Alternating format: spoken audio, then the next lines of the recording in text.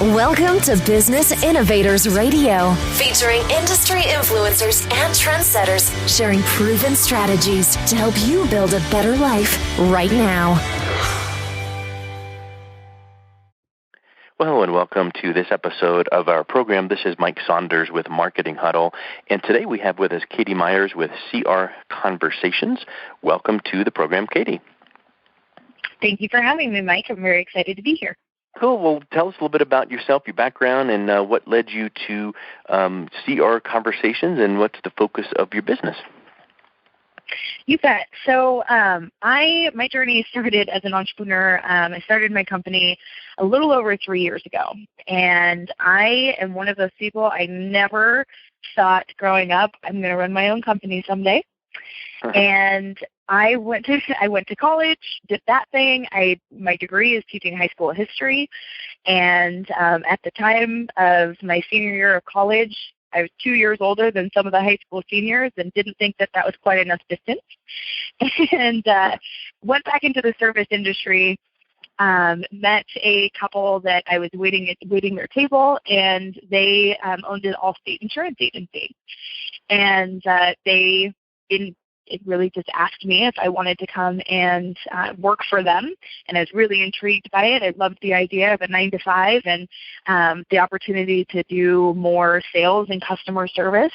And my journey really began in the sales and marketing world and in the customer service world by being with Allstate. I worked for that agent for 2 years, worked for another agent for a year, and then spent 3 years in life and health.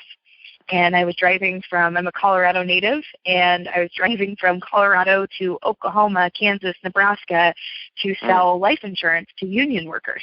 And that was quite an experience, because I very quickly learned that by the way that they had the scripting for us presented, it was, for lack of a better term, it was awfully bait and switch style, give them the free benefits, and then, from there, just open up the laptop and do your thing. And I was driving 9.5 hours to go meet these people, so you better believe I wanted them to know why I was coming and what I could help them with while I was there. So inadvertently, I started creating processes and systems to help myself. I grew a large team. I started to train regionally for that company on how to build rapport, how to connect with people by using the telephone in a way that it was originally used for, by dialing and actually chatting with people.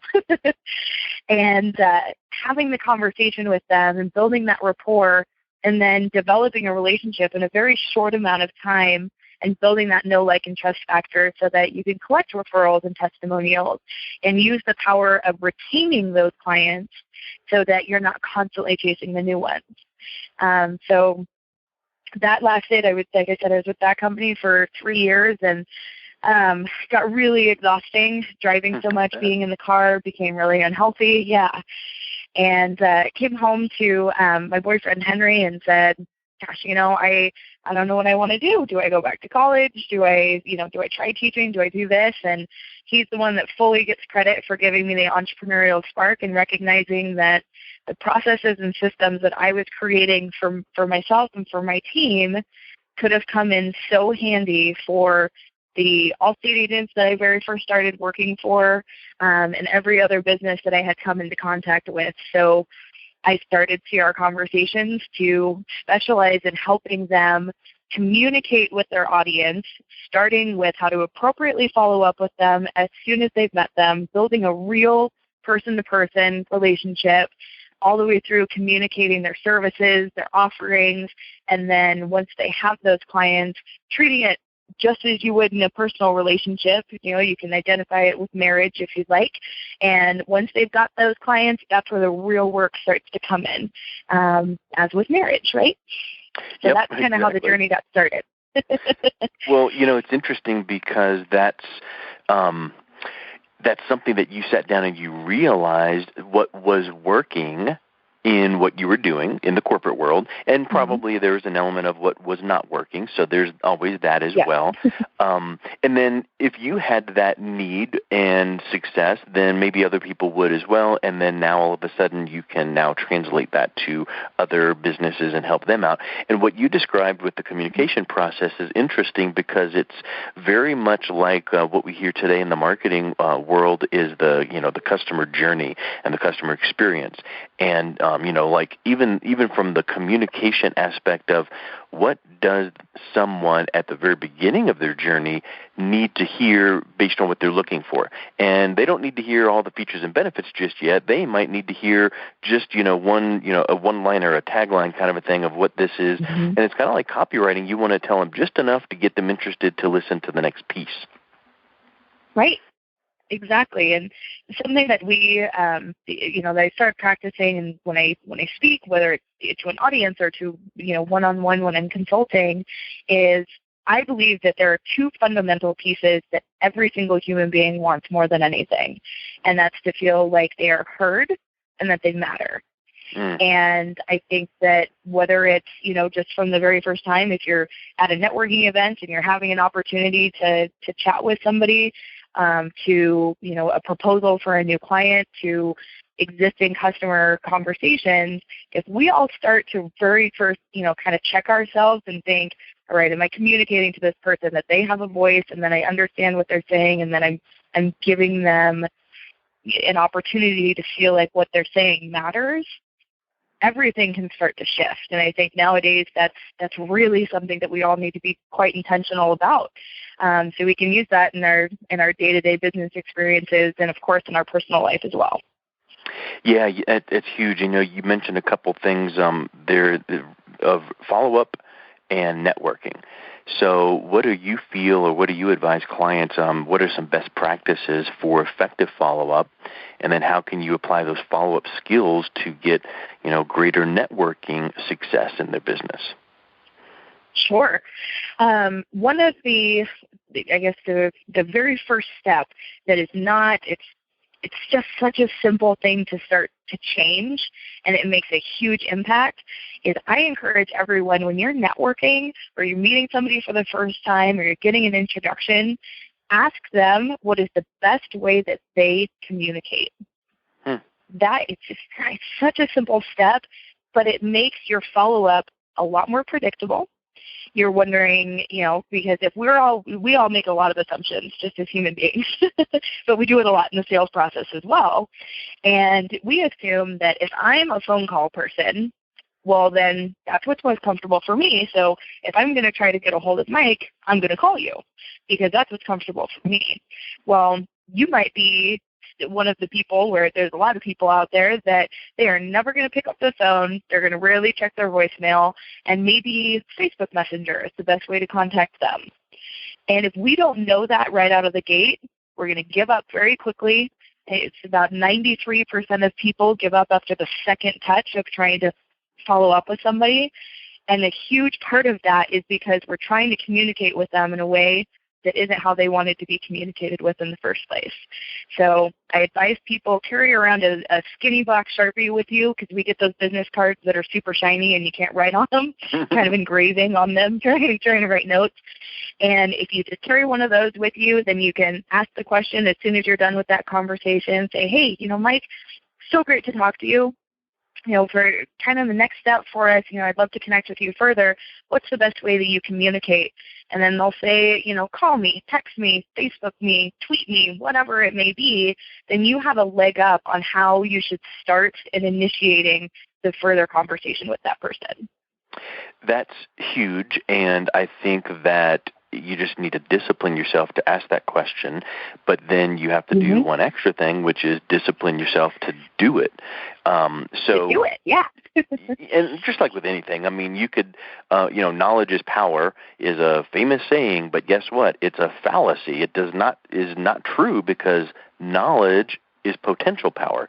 You have to take that knowledge and put it into action, and that's when it becomes power. So what you just described was a great first step, a great tool, and then you have to implement it. And one thing that it brings to mind is I think that too many people these days are so enamored with technology and automation and getting things done quick, that the old-fashioned relationship building is so foreign. Well, if you can find yourself taking that time to ask, how would you like to be followed up with, and then putting it in your CRM, putting in some notes, and then adhering to that. Now, not every time. That doesn't mean that if someone says, I love email, it doesn't mean you can never Facebook message them. It just means that's their preferred way. At least start off the first few times that way. But guess what else it means? It means you should not add that person's email to your distribution list and blast them once a month and think that's follow-up, that's communication, because it's not. So how would you then describe using a CRM as a tool for automating follow-up as in general, but then in using the CRM as a follow-up tool when you've got some of these specific notes in there on how people like to be followed up? That is such a great point and a great question, because that's something that, again, that's another assumption that people make is, oh, okay, well, now I'm just going to add them to my newsletter and they're going to know what to do next, right? We give a lot of power to people that we're either prospecting as a client or as a power partner or as a vendor, whatever the relationship may be, because we think that, oh, they're going to know that the next step would be to sit down and have a one-to-one conversation, or the next step would be to come in for a consultation. We assume that they know that, and sure, it might be written on your website, or it might be, you may have originally talked about it, but the second that you're done with that conversation, they've moved on, as we all do, because we all have so much stuff to do. So having a CRM tool, and whatever that means for you, I mean, there's dozens of them. We recommend certain ones as great starting platforms and ones that can be more robust, but first acknowledging that it takes that 80% of conversions will happen after the 5th time you touch somebody. So I mentioned earlier, 93% of people give up after the second touch because we think, oh, they don't like me, they found somebody else, they're not interested, whatever we want to make up to tell ourselves.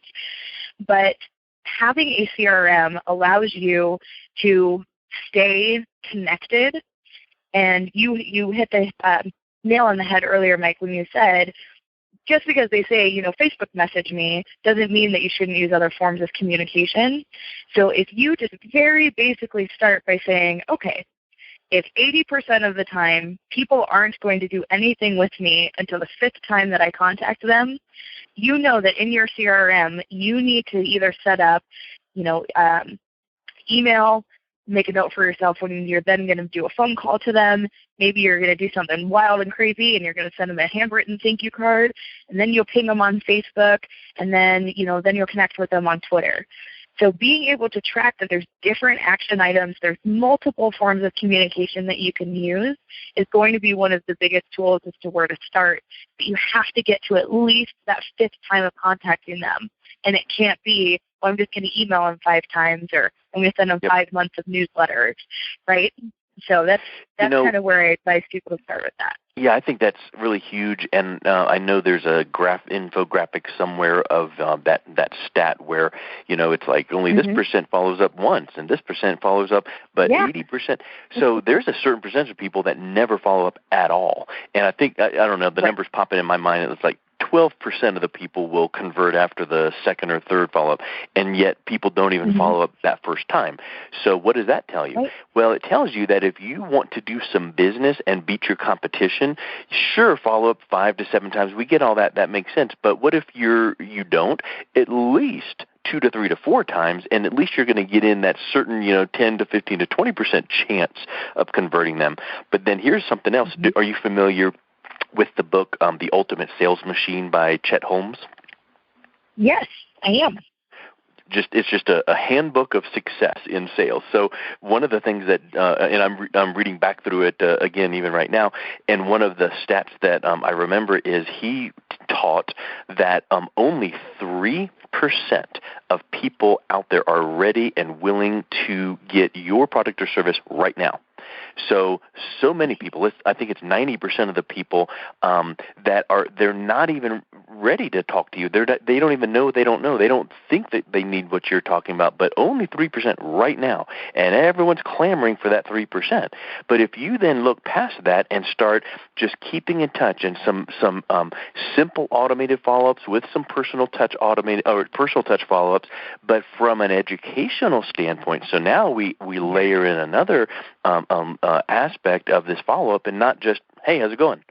But, hey, listen, when we talked a few weeks ago, you mentioned X. I found some research on that, or I found an article on that. Yeah. I'm going to shoot it to you on email. Is this your best? Okay, good. You go. Be watching for that. I just thought it might help you. Hey, anything I can do for you? Have a great day. And now you're doing the personal follow-up. You're educating, bringing some good pieces that way.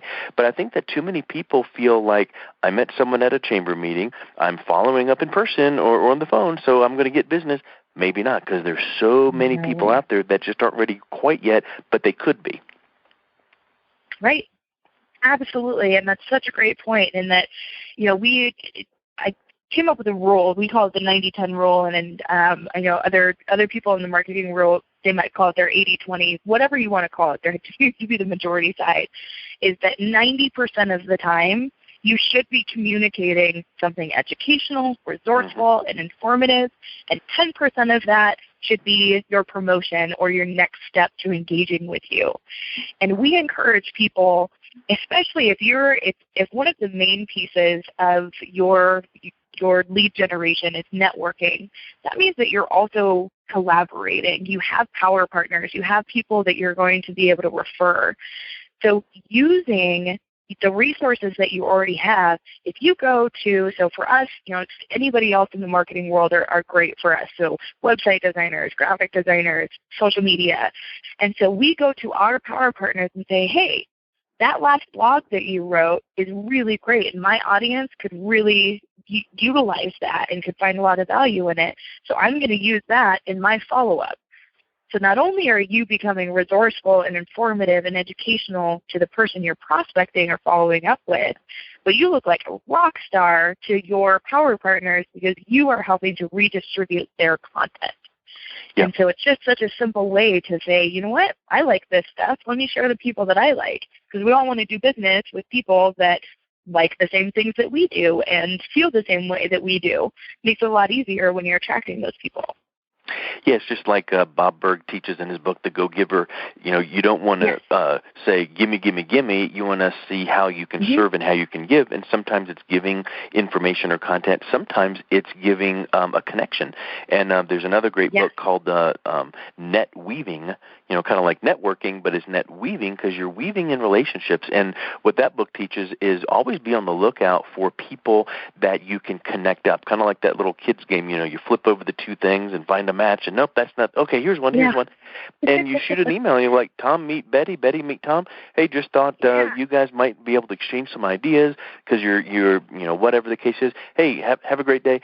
Or if you really wanted to take it to the next level, I saw this on Facebook just 2 nights ago where this guy goes, I just do this constantly, nonstop, and I think he said like at least once a week I'm setting up calls like this. He goes, we all get on Skype or Zoom or whatever, and we're all on a video call, and I'm doing this introduction with 2 other people, and I'm introducing 2 people, and all this person is the facilitator. Just go, hey, you know what? I just thought you guys might have some great, synergies. Just introduce each other, yourselves to each other. What is your background? And then he just kind of sits back and kind of, oh, hey, Fred, I know you did this recently. Tell Betty about that. And now all of a sudden, it's a power partnership. It's a strategic alliance. Maybe nothing comes out about it from that conversation, but now you're looked at as that connector. Yes, and that's such a powerful position. And we also recommend even just inviting people to the networking groups that you go to, and being the person that connects them there. None of us want to. I mean, you can be the most outgoing person in the world, but it's a lot easier when you walk into a room and at least there's one person there that's willing to say, hey, you know what? Since we spoke, I know who your power partners are. I know what type of clients you're looking for. I know if you're looking for certain vendors. Here, let me just make some introductions for you. So you can be just as powerful. I completely believe in that the more that you can say, okay, how can I be here for you, not directly necessarily with the services that you offer, but your influence as a connector and as a resource, you're going to be the person that's going to be top of mind. And they will think, oh, you know what, when I need that website, I remember that website developer was the one that connected me to X. Yep. And it's such a powerful position to be in. And then just like Robert Cialdini in his book Influence teaches the power and principle of reciprocity. You gave someone something, and then maybe you gave them something else, and horrible, overt expectation for something in return. But obviously, come on, we all are hoping that it comes back to us. But it's not like you're standing there like the bellhop with your hand out waiting for the tip. You're giving, you're introducing, right. You're connecting. But then invariably that principle of reciprocity comes in, and people are like, oh yeah. And there's actually a part of our brain that is called the reticular activator. And once you kind of make that neurological connection that this person really helped me, or I saw this a red BMW, and you start noticing all the other ones out there. Well, when that person does something nice for you, you start, almost like watching for ways to, give back to them or whatnot. So I think that's really huge. So you mentioned strategic. Let's wrap up with this question. Why is it important for every business to be strategic about customer retention? So I think a lot of the time we, as entrepreneurs or small business owners, we are looking for that next client. And of course, we always need to be able to grow and expand and continue forward. But knowing that it costs at least 5 to 7 times more to go out and get a new client than it does to keep an existing one, that right there, just looking at it in the sheer numbers, none of us could be able to afford to lose a client, let alone then have to go and spend 10 to 14 times more to go and grow any. And so by looking at kind of taking it back to what we spoke about originally and making people feel like they're heard and that they matter, and that when you get to the phase of actually landing a client and providing your service or your product to them, that's when the real work comes in, because your best resource for growth comes from the testimonials and the referrals of those clients. And we have to nurture that relationship. We have to be proactive, and you have to be strategic, because customer retention is not something that is usually on people's mind unless it's going poorly.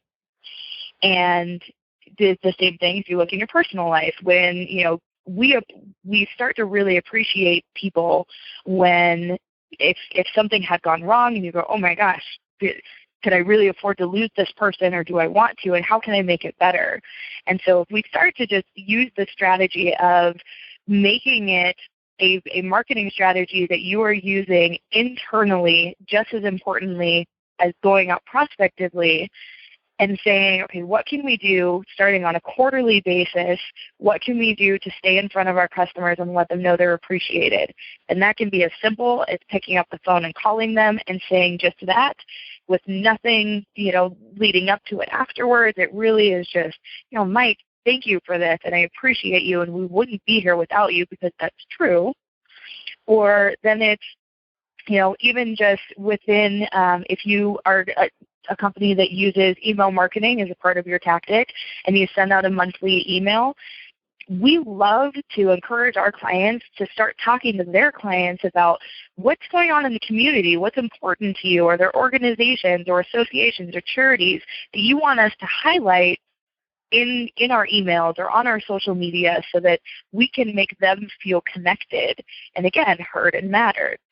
So having this simple strategy, starting with each quarter, I encourage my clients very, very basically, to make a T down a page of paper. And on the left-hand side, write down all of the services or products that they offer. And on the right-hand side, write down all of the holidays or something seasonally that they can think of throughout the year. And then kind of just start mixing and matching and saying, okay, so if I'm an accountant, I know that there's 2 pretty important times throughout the year that I want to make sure we start talking about taxes. Well, how can I make that gimmicky or fun, or just have something that I can tie into that maybe is seasonal, or maybe we tie it to a holiday that we can then bring some community aspects into it, or we can talk to our clients strategically instead of just going, oh, shoot, it's December, I should send out a Christmas card. Yeah, so you're kind of touching them in unexpected times. Everybody does it. Everybody does it. Yeah, I've even seen get those, I'm sure you can Google it in 2 seconds, find, all the offbeat weird holidays or, today's national whatever day. And what if you did what you were saying and called up your strategic alliances and your clients and over the course of, couple 3 hours, get hold of a bunch of people saying, hey, happy, whatever, basket weaving day. And they're like, what? Right. And that actually gives happy you banana day.